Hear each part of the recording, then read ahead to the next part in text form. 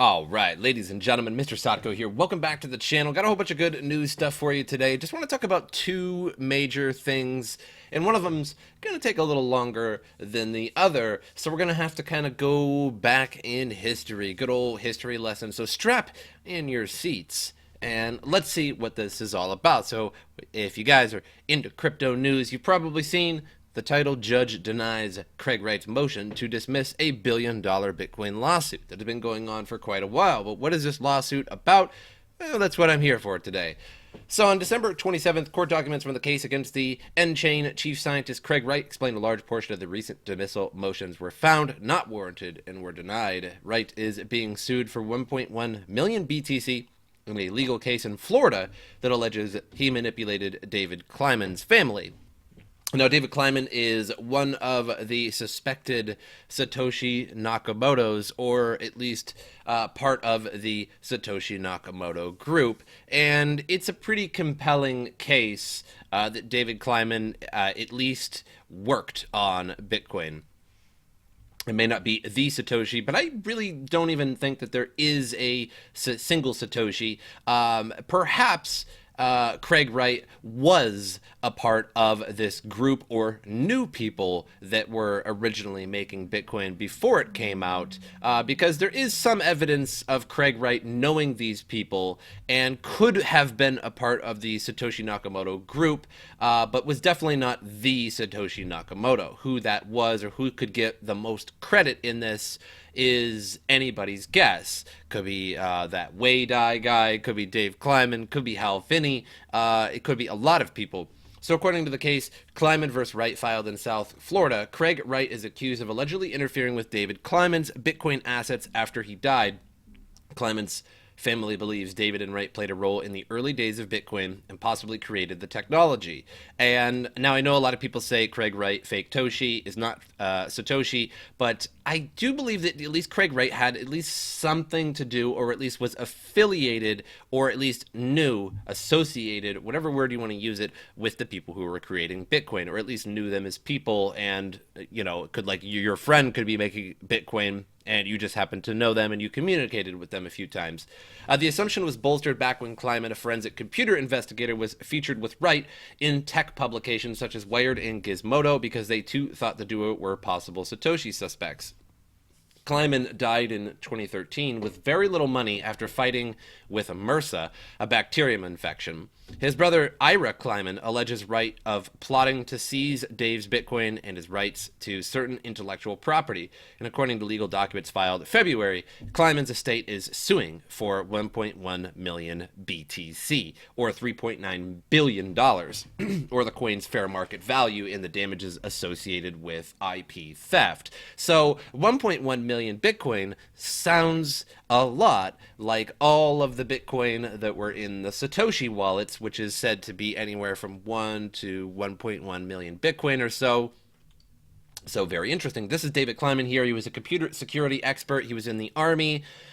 He worked for law enforcement as a computer security expert, and he had a very interesting end of his life, I suppose, when he sort of, if you read up on David Kleiman, sort of locked himself away, was working on something very, very big, and around the time that he died or was very, very ill, Satoshi Nakamoto's emails slowed down or stopped completely.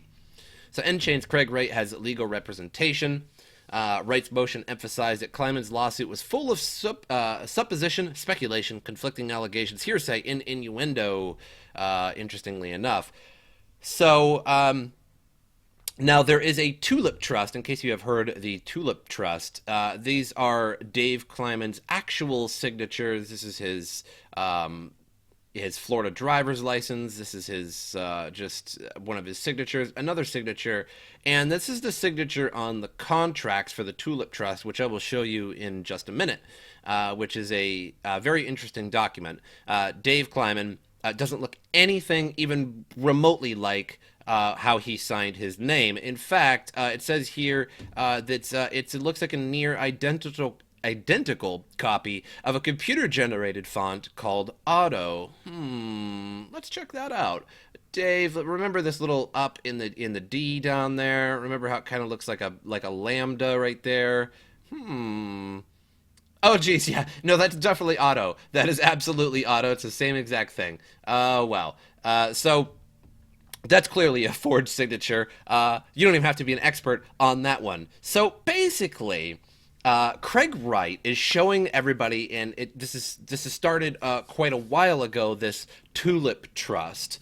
Now this is kind of redacted. There's a couple names missing. But so this is basically, in a nutshell, I acknowledge the trust of transfer of Bitcoins to this trust. I have full control of all software and keys used to manage Bitcoin as of this date.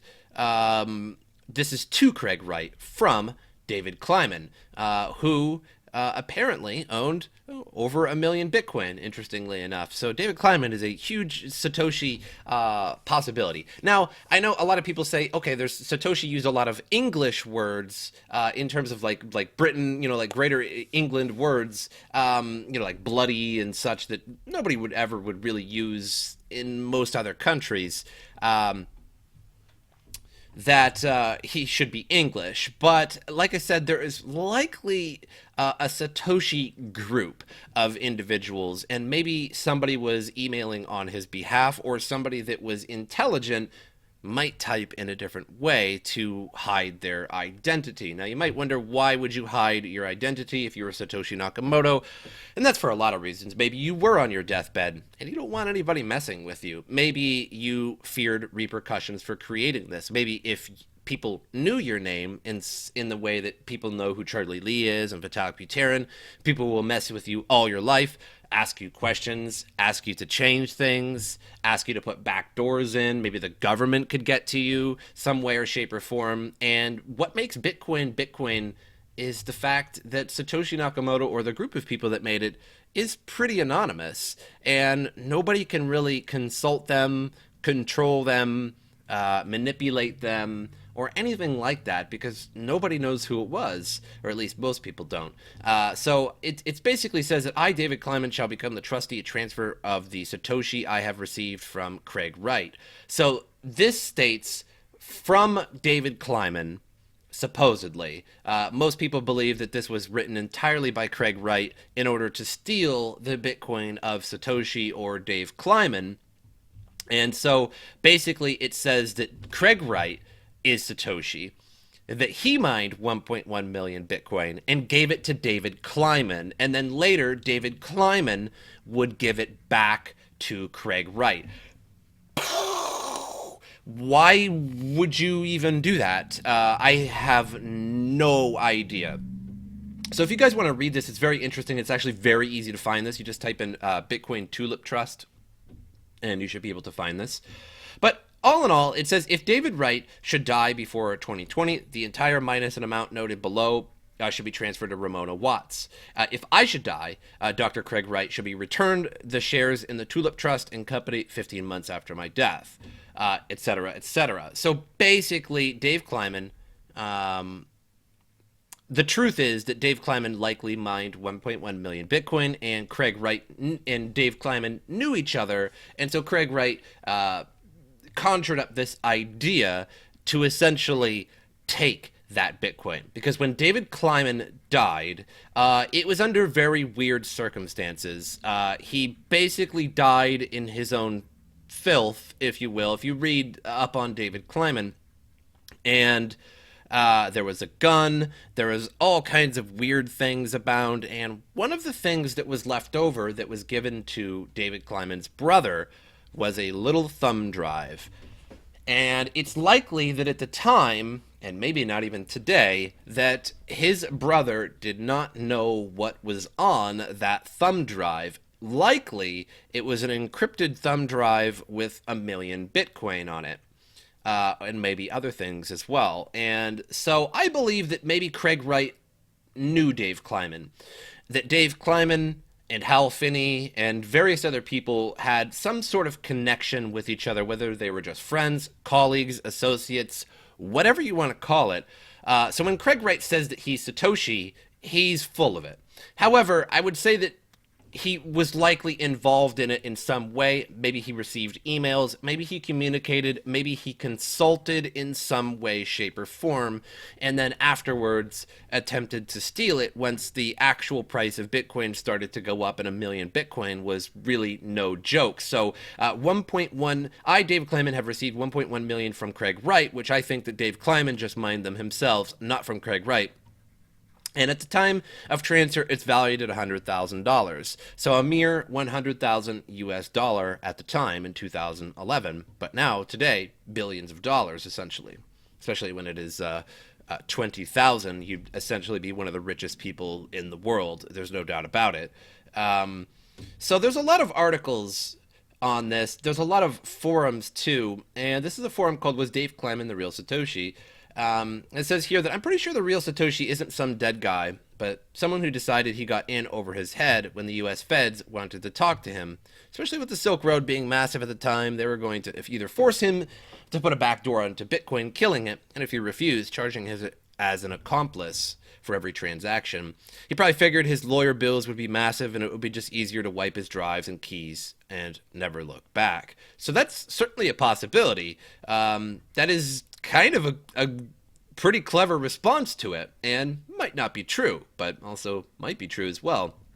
Now, down at the bottom here, somebody says the time Satoshi disappeared from this forum coincides with the time Kleiman got seriously ill. Number two, there was no need for Wright to involve Kleiman if Kleiman is not the real Satoshi. Unlike Wright, I think Kleiman did have the right expertise to be Satoshi, but I admit it is only circumstantial evidence, and there's a lot of things in this that are very, very interesting. It's become pretty clear over the years that Satoshi was not just one person. Satoshi was likely a group of people working together and in some way, shape, or form. How that's so is hard to say. So I want to read you two things out of this history of Bitcoin on Wikipedia, of all things. So, take everything with a grain of salt, but usually it's pretty clear. So on August 18th, 2008, the domain name bitcoin.org was registered. Later that year, on the 31st of October, a link to a paper authorized by Satoshi Nakamoto titled Bitcoin, a peer-to-peer electronic cash system, was posted to a cryptography mailing list. This paper details methods of using peer-to-peer network to generate what was described as a system for electronic transactions without relying on trust. On the 3rd of January 2009, the Bitcoin network came into existence, with Satoshi Nakamoto mining the Genesis block of Bitcoin, which had a reward of 50 Bitcoins, and embedded in the coinbase of this block was the Times 3 January 2009 Chancellor on the brink of second bailout for banks. So that's why some people think that Satoshi was English, from Great Britain in some way, shape, or form. Because this is more like of an English article here, and a lot of his text doesn't necessarily match Dave Kleiman's the way he types. However, so because he says a lot of things that English, or maybe at best an Australian, an Aussie would say, some English terminology like the use of bloody and just things like that. So, but that's not necessarily hard to do, to sort of type short things in a different way than you would normally type. Maybe a little harder than you think, but certainly not impossible. And like I said, it was likely multiple people at once. The text refers to a headline in the Times, published the 3rd of January 2009. The note has been interpreted as both a timestamp of the Genesis date and a derisive comment on the instability caused by fractional reserve banking. And the first open source Bitcoin client was released on the 9th of 2009, and one of the supporters, adopters, contributors to Bitcoin, and receiver of the first Bitcoin transaction was programmer Hal Finney. Finney downloaded the Bitcoin software the day it was released and received 10 Bitcoins from Nakamoto in the world's first Bitcoin transaction on the 12th of January 2009. So to receive the first Bitcoin transaction is not too crazy, right? Somebody's got to receive the first transaction, right? So that doesn't necessarily mean that Hal Finney was involved in it. But if you received it directly from Nakamoto, how would you? How would you receive the very first transaction from Nakamoto if you were not involved in Bitcoin in some way. So I think Hal Finney was definitely a part of it. It's quite interesting that both Hal Finney, very close to Nakamoto, receiving the world's first Bitcoin and also receiving a bunch of emails directly from Nakamoto, and Dave Kleiman, also suspected of Bitcoin, are both now deceased. And 1.1 million Bitcoin happens to be locked away. And let's just say a deceased man cannot give up his private keys particularly easily unless they were wrote down or put on a thumb drive that was given to somebody else. Other early adopters were Wei Dai, creator of Bitcoin predecessor B-Money, and Nick Szabo, creator of Bitcoin predecessor BitGold. So those two also were likely in contact as well. In the early days, Nakamoto is estimated to have mined 1 million Bitcoin. Before disappearing from any involvement in Bitcoin, Nakamoto, in a sense, handed over the reins to developer Gavin Andresen, who then became the Bitcoin lead developer, the anarchic Bitcoin community's closest thing to a public face. And the value of the first Bitcoin transactions were negotiated by individuals on the Bitcoin forum, with one notable transaction of 10,000 Bitcoin used to indirectly purchase 2 pizzas delivered by Papa John's. Unfortunately, by Papa John's. Have you ever tried Papa John's pizza? It's insanely gross. I have no idea why. Anyway, so in 2010, on August 6th, a major vulnerability in the Bitcoin protocol was spotted, and basically over 184 billion Bitcoins were generated in a transaction sent to 2 addresses. But within hours, the transaction was spotted, erased from the log after the bug was fixed, and the network forked to an updated version of the Bitcoin protocol. This was the only major security flaw found and exploited in Bitcoin's history. So virtually flawless software, which is hard to find nowadays. So Satoshi Nakamoto is presumed to be a pseudonym for the person or people who designed the original Bitcoin protocol in 2008 and launched it in 2009. Nakamoto was responsible for creating the majority of the official Bitcoin software and was active in making modifications and posting technical information on the Bitcoin forum. And there has been much speculation on the identity, with suspects including Dai, Szabo, Finney, Kleiman, and including Craig Wright, to some degree, but I don't really think so entirely, and accompanying denials. The possibility that Satoshi Nakamoto was a computer collective in the European financial sector has also been discussed. Investigations into the real identity were attempted by the New Yorker and Fast Company. The New Yorker's investigation brought up at least 2 possible candidates, Michael Clear and Vili Ledenverta. I got nothing. The company's investigation brought up circumstantial evidence linking an encryption patent application filed by Neil King, Vladimir, and Charles on August 15th. And the Bitcoin.org domain name was registered 72 hours later. The patent application contained networking and encryption technologies similar to Bitcoin's, and textual analysis revealed that the phrase computationally impractical to reverse appeared in both the patent application and Bitcoin's white paper. All 3 inventors explicitly denied being Satoshi. And Ted Nelson speculated that Japanese mathematician Shinya Machizuki is Satoshi. And the Israeli researchers Dorit Ron and Adi Shamir pointed to the Silk Road linked Ross Ulbricht as the possible person behind the cover. The 2 researchers based their suspicion on analysis of the network of Bitcoin transaction, but they were contested, and they later retracted their claim. Nakamoto's involvement with Bitcoin does not appear to extend past 2010. In April 2011, Nakamoto communicated with a Bitcoin contributor saying that he had moved on to other things. It's one of his final things that was ever said. A Swiss coder and active community member graphed the timestamps for each Nakamoto's 500 plus Bitcoin hours, and noted that he would likely be on the Eastern Standard Time based on another clue suggested that he was British. So, if Nakamoto was asleep at such and such hours, but that didn't really go anywhere either. An internet search by an anonymous blogger of text similar in the Writings to Bitcoin white paper suggests Nick Szabo's BitGold articles having a similar author, and Nick denied being Satoshi. Stated his official opinion on Satoshi and Bitcoin in May 2011. So lots of different names, and then there was, of course, Dorian Nakamoto, but that was basically probably just some guy. and it still remains a matter of dispute.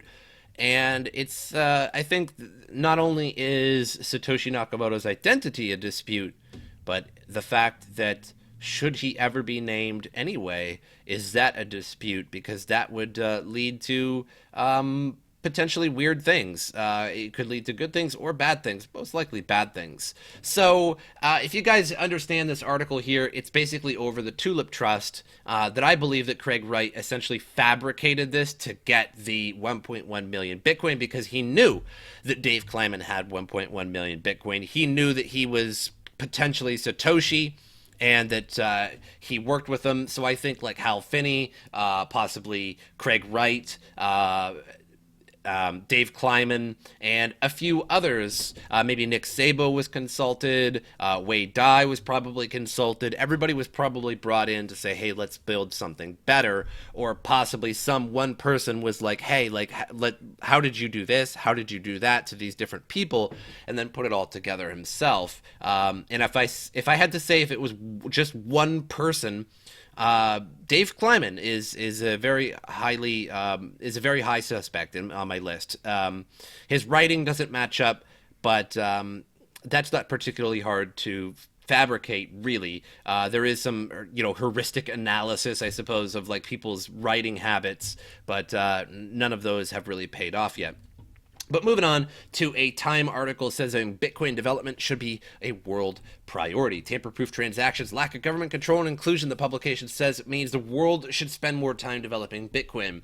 If we invest the time and resources to develop user-friendly wallets, more exchanges, and better educational materials for Bitcoin, it has potential to make a real difference for the 4 billion people who can't trust their rulers or who can't access the banking system.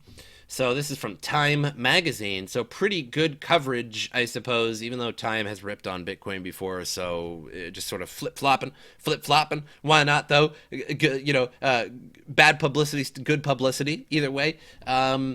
So such real-world usage is often ignored by naysayers. Time has also not always treated crypto so favorably. As recently as October, it claimed Bitcoin was only making it worse, specifically for women to access banking services? What? Your question is as good as mine. I don't know how that would make it hard for women to access banking services because Bitcoin came about. It makes no sense. But the article this is the real article here, and I will put this in the link below if you guys want to read this. It is it's fairly, I don't know, not really long, but it basically talks about Venezuela, the hyperinflation, and that people are leaving Venezuela in mass at the moment, and what they're taking with them is their Bitcoin, because you certainly can't take your bolivars with you. Because where is that going to work in the world if you somehow manage to migrate to a better country or the United States or wherever?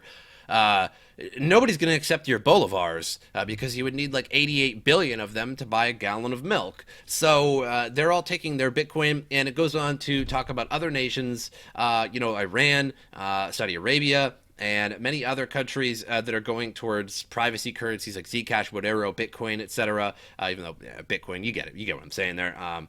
So basically, everybody's driving to a cashless world, and Bitcoin may reign supreme in the end in a lot of these countries. But it's good news from Time magazine either way. So I don't have CoinMarketCap up this time around, but I'll tell you what I'll do. Let's just take a look at the quick price there. We'll take a look at the price. 3,800, there is a huge, gigantic pump from $3,500 to $3,906 in a matter of a minute. Just Bitcoin's going like this, imagine this, and then, oh my god, a wall. So Bitcoin's not manipulated, guys. There's no manipulation going on in crypto. You guys are crazy if you think there's manipulation going on in crypto. Every market goes up by $400 in an absolute instant, and then 2 days later goes down by $700. You're crazy if you think that's the thing. I mean, there's no evidence of that other than gigantic walls all over the marketplace for people buying $2 billion at a time. That's just crazy talk.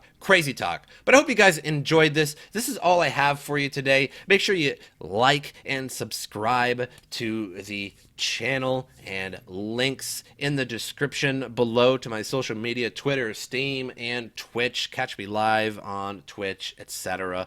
But I hope you guys enjoyed it, and as usual, I will see you guys next time.